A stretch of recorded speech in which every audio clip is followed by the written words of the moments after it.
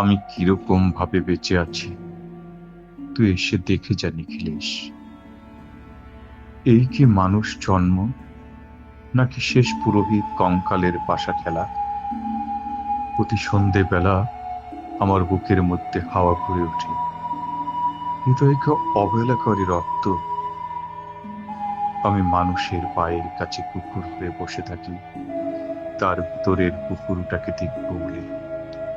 আমি আক্রোশে হেসে উঠি না, আমি ছাড় পোকার পাশে ছাড় পোকা হয়ে হাঁটি, মশা হয়ে উড়ি একদল মশার সঙ্গে।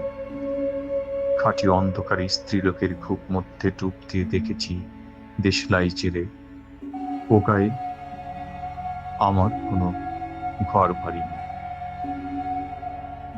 আমি স্বপ্নের মধ্যে বাবুদের বাড়ির ছেলে সেজে গেছি রঙ্কালয়, পরাগের মতো ফু দিয়ে উড়িয়েছি দৃশ্যলোক। আমি ছিল না এমন গন্ধ যাতে ক্রোধে জ্বলে উঠতে পারি। নিখিলেশ, তুই একে কি বলবি? আমি শোবার ঘরে নিজের দুহাত পেরেক বিধে দেখতে চেয়েছিলাম যিশুর কষ্ট খুব বেশি ছিল কিনা। আমি ফুলের পাশে ফুল হয়ে ফুটে দেখেছি তাকে ভালোবাসতে পারি না। আমি কপাল থেকে ঘামের মতন মুছে নিয়েছি পিতামহের নাম। আমি শ্মশানে গিয়ে মরে চাপার বদলে মাইরি মাইরি ঘুমিয়ে পড়েছিলাম। নিখিলেশ, আমি এইরকম ভাবে বেঁচে আছি। তোর সঙ্গে জীবন বদল করে কোনো লাভ হলো না আমার। একই নদীর তরঙ্গে ছেলেবেলার মতো ডুব সাঁতার, অথবা চশমা বদলের মতো কয়েক মিনিট আলোড়ন, অথবা গভীর রাত্রে সঙ্গম নিরত দম্পতির পাশে শুয়ে পুনরায় জন্ম ভিক্ষা। কেননা সময় নেই। আমার ঘরের দেয়ালের চুন ভাঙা দাগটিও বড় প্রিয়। মৃত গাছটির পাশে উত্তরের হাওয়ায় কিছুটা মায়া লেগে ভুল নাম ভুল স্বপ্ন থেকে বাইরে এসে দেখি ওই পোকায় খেয়ে গেছে চিঠির বান্ডিল। তবু অক্লেশে হলুদকে হলুদ বলে ডাকতে পারি।